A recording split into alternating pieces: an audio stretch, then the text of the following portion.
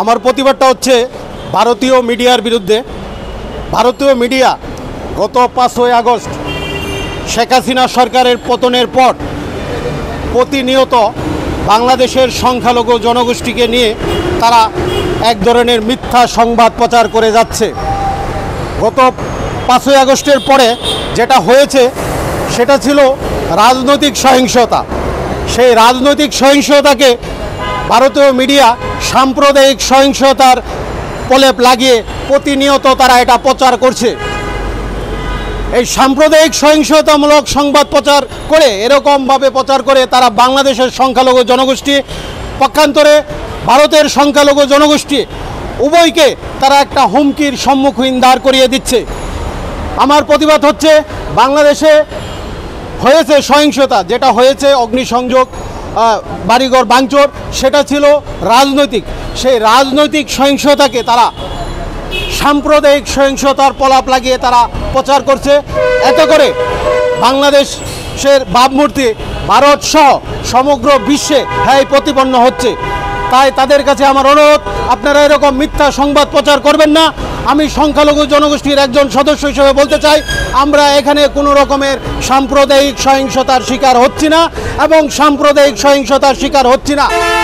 এই সাম্প্রদায়িক সহিংসতা একটা ভয়ানক একটা শব্দ, এই শব্দকে ব্যবহার করে আপনারা যে বিশেষ করে TV9 বাংলা, R9 বাংলা, ভারতের পশ্চিমবঙ্গের বিজেপির বিরোধী দলীয় নেতা শুভেন্দু অধিকারী বলেছেন যে 1.5 কোটি সংখ্যালঘু বাংলাদেশ থেকে ভারতে আসবে উদ্বাস্তু হিসাবে।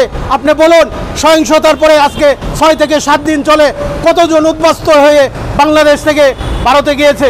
আপনারা এরকম মন গড়া সংবাদ বলে ভারতীয় মিডিয়ার মাধ্যমে সারা বিশ্বে এটা পৌঁছায় দিচ্ছেন যে বাংলাদেশের সংখ্যালঘুরা নিরাপত্তাহীনতায় আছে, তারা খুন, ধর্ষণ, লুণ্ঠনের শিকার হচ্ছে। আসলে বিষয়টা মোটেই তা না। তাই তাদের কাছে আমার অনুরোধ, এরকম সংবাদ প্রচার করবেন না। বাংলাদেশের যে ছাত্র জনতা শত শত প্রাণ দিয়ে রক্তের বিনিময়ে এই বিজয় অর্জন করেছে, এটাকে বহির্বিশ্বে ছোট করে তুলবেন না, নস্যাৎ করবেন না।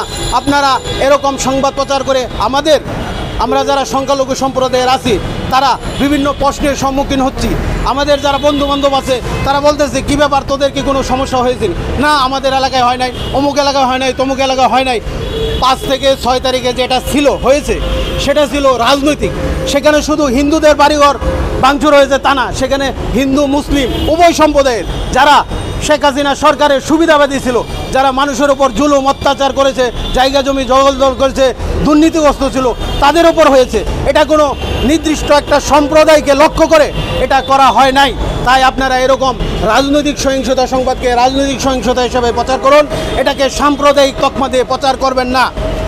বিশেষ করে কলকাতার মুসলিম ভাইয়েরা, বাংলাদেশের সংখ্যালঘু হিন্দু ভাইয়েরা যে ঐতিহাসিক একটা সাম্প্রদায়িক সম্প্রীতি রক্ষা করে বৎসরকে বৎসর, যুগকে যুগ, শতবৎসর ধরে তারা চলতেছে, এটাকে আপনারা কি করে এরকম একটা গুরুত্বপূর্ণ নিউজ চ্যানেল হয়ে প্রচার করেন?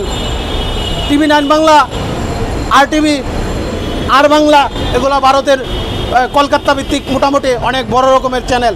এই সব মূলধারার মিডিয়াতে আপনারা এই সব সংবাদ প্রচার করবেন না। আপনারা আসুন, এখানে যেটা সত্য সেটা প্রচার করুন, বস্তুনিষ্ঠ সংবাদ প্রচার করুন। আমাদেরকে অরক্ষিত করবেন না, হিন্দু সম্প্রদায়কে বাংলাদেশে আপনারা অরক্ষিত করবেন না, এরকম সংবাদ প্রচার করবেন না। আপনাদের কাছে আমার এটা আকুল আবেদন। আমি সংখ্যালঘু সম্প্রদায়ের কোনো রাজনৈতিক নেতা না, আমি একজন সচেতন সুনাগরিক হিসাবে বলতে চাই। আমি আমার জায়গা থেকে ক্ষুদ্র পরিসরে এই প্রতিবাদ জানাচ্ছি। আপনারা এটা তুলে ধরুন বিশ্বের কাছে যে না, বাংলাদেশে সাম্প্রদায়িকমূলক সহিংসতা হচ্ছে না, এটা যেটা হয়েছে সেটা ছিল রাজনৈতিক সহিংসতা। এটাকে রাজনৈতিক সহিংসতা লেখে আপনারা প্রচার করতে পারতেন, কিন্তু আপনারা প্রতিনিয়ত সকাল বিকাল দুপুর এই সব মিথ্যা মামলা প্রচার মিথ্যা সংবাদ প্রচার করতেছেন। আর বাংলাদেশের হিন্দু ভাইদের কাছে আমি বলবো, আপনারা আপনাদের স্থান থেকে এটার প্রতিবাদ করুন। আপনারা সামাজিক যোগাযোগ মাধ্যম আছে, হোয়াটসঅ্যাপ আছে, এক স্যান্ডেল আছে, এসবের মাধ্যমে প্রচার করুন, ফেসবুকের মাধ্যমে প্রচার করুন, ইউটিউবের মাধ্যমে প্রচার করুন। আসলে কি আপনারা সুরক্ষিত না অরক্ষিত?